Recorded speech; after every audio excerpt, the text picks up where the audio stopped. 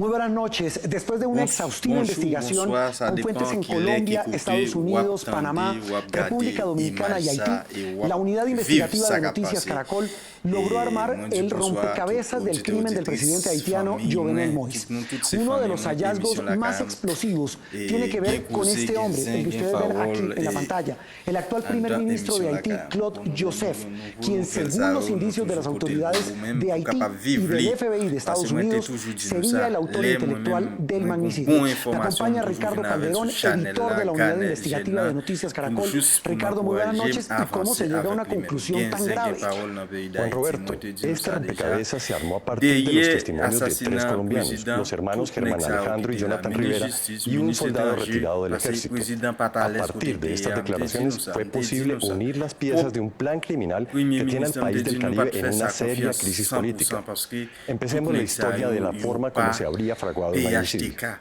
El magnicidio de Jovenel Moïse comenzó a planearse en noviembre de 2020 en este edificio, la sede de CTU Security en Miami.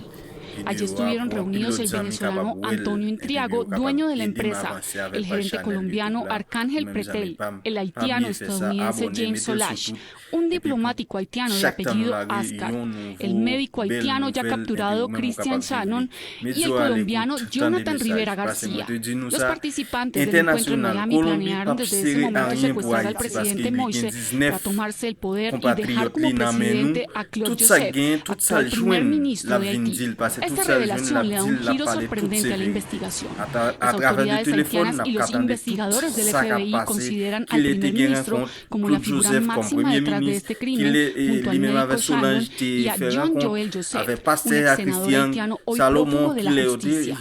Se trata de una bomba política si se tiene en cuenta que Claude Joseph gobierna el país como reemplazo del presidente asesinado. Precisamente hoy, el primer ministro con funciones presidenciales se refirió al crimen del mandatario. En este momento el gobierno tiene dos prioridades.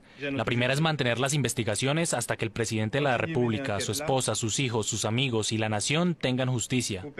La segunda es hacer todo lo posible para honrar la memoria del presidente con la organización de un funeral.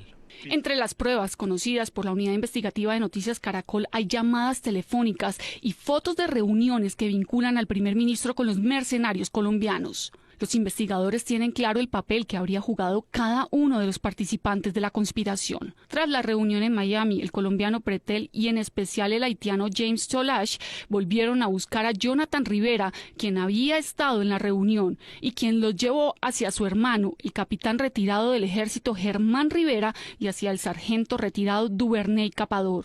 Ellos tres se convertirían en los enlaces claves con los mercenarios colombianos y el primer ministro.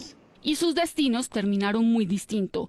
Jonathan no estuvo en la operación y se convirtió en un testigo de excepción en este caso, mientras que su hermano Germán terminó capturado en Haití y Capador murió en la residencia del presidente a manos de las autoridades haitianas. Los investigadores documentaron que entre noviembre y mayo, Solash sostuvo comunicación telefónica constante desde Miami con Capador y los hermanos Rivera. Entre sus contactos telefónicos aparece otro hombre clave en este caso para las autoridades, el abogado y líder político haitiano Fenil Gordon, que según los investigadores participó de la consecución de las armas para el comando de mercenarios.